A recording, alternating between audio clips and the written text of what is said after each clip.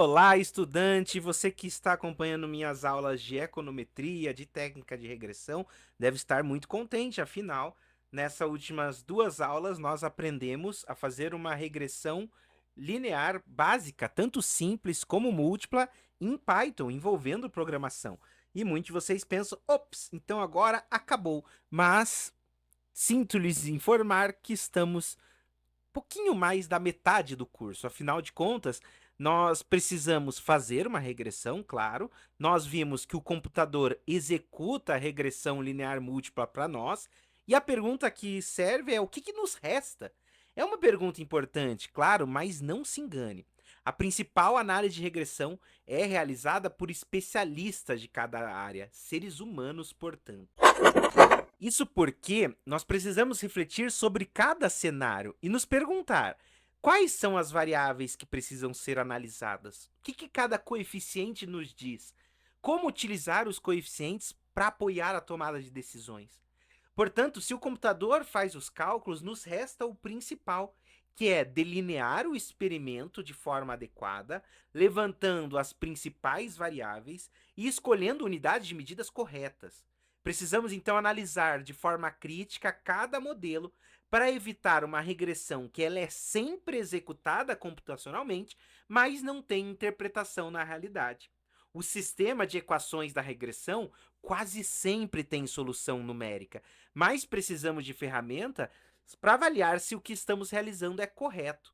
Então hoje nós vamos discutir algumas questões metodológicas importantes, o que acontece quando falta variáveis importantes ou quando colocamos variável em excesso, mesmo que de alguma forma nós saibamos que elas não têm correlação com a variável que gostaríamos de analisar, e vamos ver o que a gente pode fazer a partir disso. No próximo vídeo, já fica um parênteses, nós falaremos então sobre inferência, que é uma estratégia, vamos entender assim, que permitirá tomar decisões a partir do conjunto de dados. Vamos começar com o problema de analisar o que ocorre quando nós colocamos variáveis a mais, quando colocamos variáveis demais no modelo. Provavelmente, o que está acontecendo é que nós estamos incluindo uma variável que seja irrelevante. Isso nos gera um tipo de modelo que nós chamaremos de superespecificado. Para entender isso, vamos imaginar um modelo em que gostaríamos de prever a variável y em termos de x1, x2 e x3. É um caso, portanto, de modelo de regressão linear múltipla. O modelo que a gente vai obter terá essa forma, como nós vimos nas demais aulas. Nesse modelo, vamos imaginar que a variável x3 ela seja irrelevante para a previsão de y. Ou seja, que ela não explica a mudança de y. E o que vai acontecer? Então eu vou começar analisando o que ocorre quando definimos os níveis de x1 e x2 a partir do seu valor esperado. Observe. Então, o valor esperado de y, dado diferentes níveis de x1, x2 e x3, se x3 é irrelevante, será o mesmo valor esperado de y, dado níveis de x1 e x2. Isso é dizer que x3 é irrelevante. E o valor esperado de y, nesse caso, será beta0 mais beta1 x1 mais beta2 x2. Portanto, a variável x3 não altera o modelo. O que isso nos leva a crer? A obter que nesse cenário eu deverei chegar em beta 3 igual a zero. Só que pense num trabalho de investigação de dado. Se nós colocamos a variável x3 no modelo, é porque nós temos razões para acreditar que ela pode ser uma variável que altera o valor de y.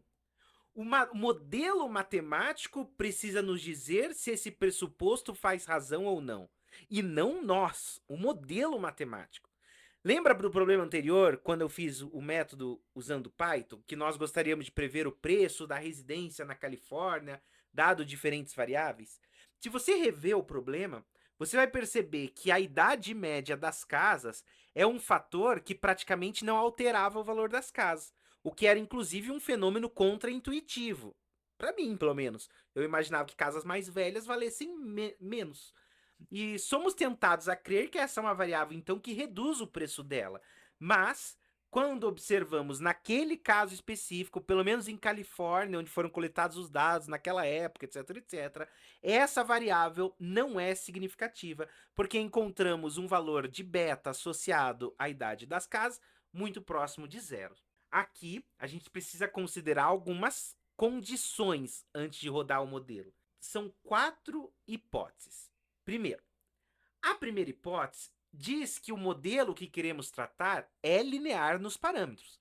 Portanto, que vale essa equação toda que a gente tratou.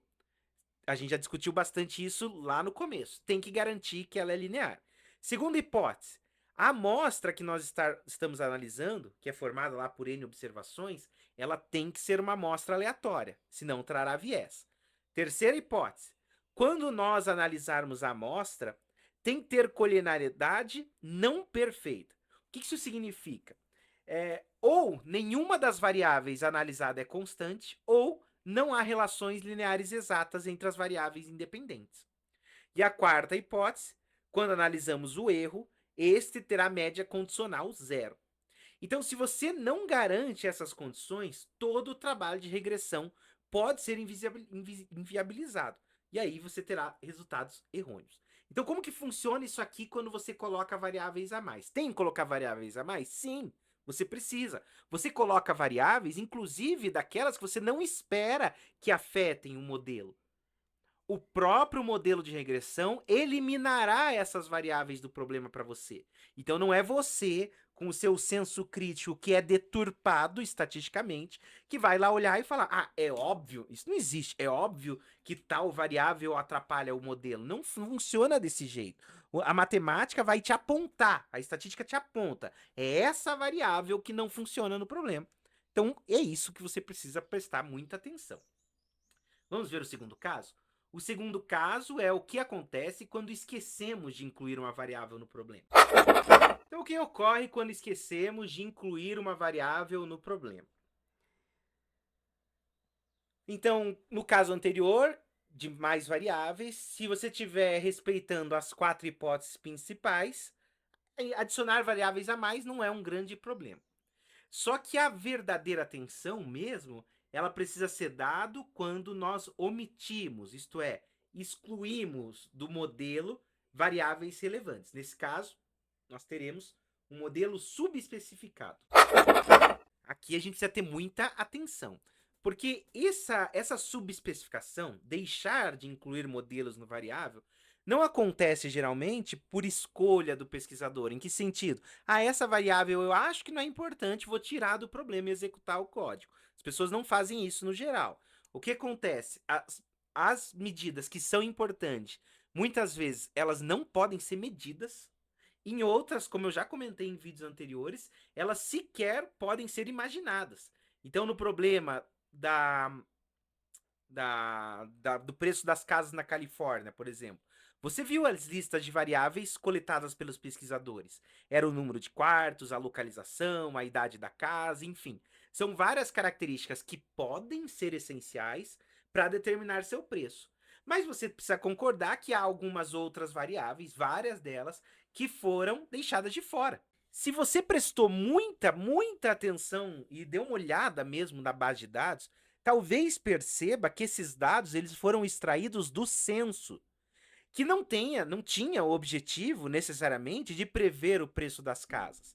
Então, se os pesquisadores rodassem mesmo um estudo do zero para analisar o preço das casas, poderiam incluir outras variáveis que são relevantes e que estão fora de uma análise real. Então, nesse caso, ocorreu uma má especificação das variáveis. Então, o modelo completo seria o seguinte: vamos imaginar com 2 variáveis apenas para você entender. Esse é o modelo completo para 2 variáveis de regressão linear múltipla e suponha que você decide omitir a variável x2 do problema, por qualquer motivo que seja, ou você não coletou, ou você não imagina que ela exista, ou qualquer coisa do tipo. Então, o teu modelo ele será diferente. Então, quando você omite x2, o que acontece é que o erro, ou perturbação estocástica, que é o mi', agora o mi que vira mi', Essa perturbação estocástica, agora ela inclui o efeito de x2 sobre y. Então, o linha, ele não é mais assim puramente aleatório, porque ele carrega a parte do efeito de x2 sobre y. E isso gera um viés no coeficiente x1, que é marcado pelo beta1 estimado. Claro que esse viés ele depende da correlação entre x1 e x2 e também o valor do coeficiente de beta2. Alguns cenários possíveis, são 4. Vamos entender esse primeiro cenário. Imagine que a variável x1 e x2 tem uma correlação positiva. O que significa isso? Que elas estão correlacionadas, que o aumento de x1 gera um aumento de x2, estão amarrados, e a diminuição de uma está amarrada à diminuição da outra. Imagine que o beta2 seja positivo, indicando que o x2, o aumento de x2, aumenta o valor de y. Nesse caso, como x1 e x2 estão positivamente correlacionados e o impacto de x2 no modelo ele é positivo, deixar x2 de fora fará com que o coeficiente beta1 seja superestimado. Então, o efeito de x2 que deveria estar no modelo será atribuído a x1, fazendo parecer que x1 tem um efeito maior sobre y do que realmente tem. Então, se nós incluirmos x2, nós teremos um valor de y melhor. Um segundo cenário seria analisar que x1 e x2 têm correlação negativa. Então, quando um aumenta, o outro diminui, e que o beta2 seja positivo, indicando que o aumento de x2 causará um aumento de y. Quando x2 é omitido nesse cenário, o coeficiente de x1 será subestimado, porque parte desse efeito positivo de x2 será compensado por essa relação negativa entre x1 e x2. Isso vai gerar um viés negativo, fazendo parecer que x1 tem menos impacto do que realmente teria se x2 estivesse no modelo. Um terceiro caso seria que eles apresentassem correlação positiva e o beta2 fosse negativo. Nesse caso, omitir x2 gerará um viés negativo no coeficiente x1, porque parte desse efeito negativo de x2 será erroneamente atribuído a x1, fazendo parecer que o impacto de x1 é menor, ou até mesmo oposto do que realmente é. E, finalmente, podemos ter uma correlação negativa e beta2 menor que zero, e aí omitir x2 superestima o efeito de x1, porque esse impacto negativo de x2 será compensado pelo fato de que x1 e x2 são negativamente correlacionados. Para a gente compreender essa relação, vamos imaginar um estudo de caso. Vou fazer um exemplo, aliás, aqui. Vamos imaginar, então, um estudo de caso envolvendo uma empresa de consultoria. Imagine que você é consultor, contratado para analisar o crescimento da receita de uma empresa. São vários os fatores que afetam o desempenho, mas você quer investigar duas variáveis, que são investimento em marketing e nível de satisfação do cliente. Ô, letrinha feia. Vamos lá. Então, eu coloquei aqui x1, investimento em marketing, x2, nível de satisfação dos clientes, e o y, o crescimento da receita. E eu estou preocupado, eu imagino que há um fator de que aumentar marketing, investimento em marketing, aumenta o nível do crescimento da receita, e que o nível de satisfação dos clientes, quanto maior, mais em receita aumenta, e assim por diante. Mas eu deixei uma variável relevante de fora, que é a variável x3, que mede a experiência dos vendedores. Então vamos analisar as diferentes correlações que podem acontecer aqui. Porque se nós sabemos que a experiência dos vendedores também afeta o crescimento das receitas, o que acontecerá sabendo que eu deixei isso de fora? E você pode até imaginar outras variáveis que foram deixadas de fora. Então vamos imaginar primeiro uma correlação positiva entre x1 e x3. Então, entre investimento em marketing e experiência dos vendedores. O que isso significa? Significa que a experiência dos vendedores e o investimento em marketing estão altamente correlacionados. A gente pode imaginar vendedores experientes são melhores em converter leads gerados pelas campanhas de marketing e venda. Enfim, pode ser que alguma coisa aconteça que mostre que mais investimento associado a vendedores melhores leva a um crescimento maior da receita. Se você omitir essa variável, parte desse impacto que foi causado pela experiência dos vendedores e não pelo investimento acaba sendo atribuída ao investimento em marketing, resultando num viés positivo no efeito do marketing.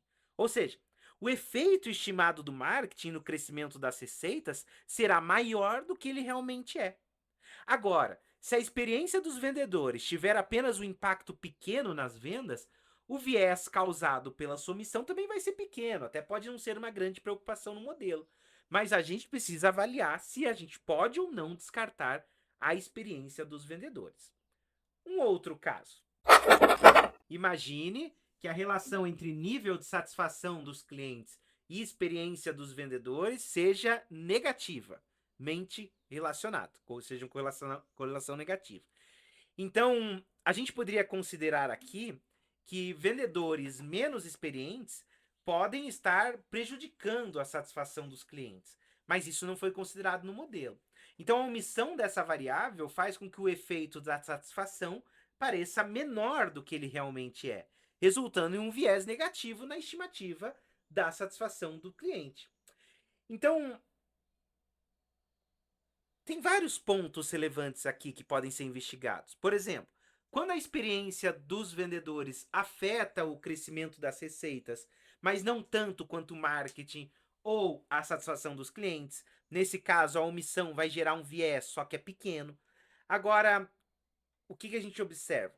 Se o viés introduzido pela omissão dessa variável for pequena, isso pode não ser aquele motivo de preocupação, desde que o modelo inclua as variáveis principais e mais influentes. Aí, esse modelo vai ser capaz de estimar razoavelmente o que nós precisamos modelar. Então, aqui nós vimos, basicamente, que para validar uma regressão, existem questões metodológicas que vão muito além do que fazer conta e programar. Isso vai ficar mais claro a partir do vídeo seguinte, em que a gente vai falar sobre a inferência, que é uma técnica de confirmação, vamos colocar assim, não é exatamente isso, mas o que eu vou falar de inferência, que vai confirmar se nós podemos descartar ou não determinadas variáveis. Isso é importante, mas assim, muito importante. Então fica comigo pro próximo vídeo. Eu espero que você esteja gostando. Manda um salve nos comentários para mostrar que você é o tipo de aluno que chega até o final. E um abraço. A gente se vê na próxima aula.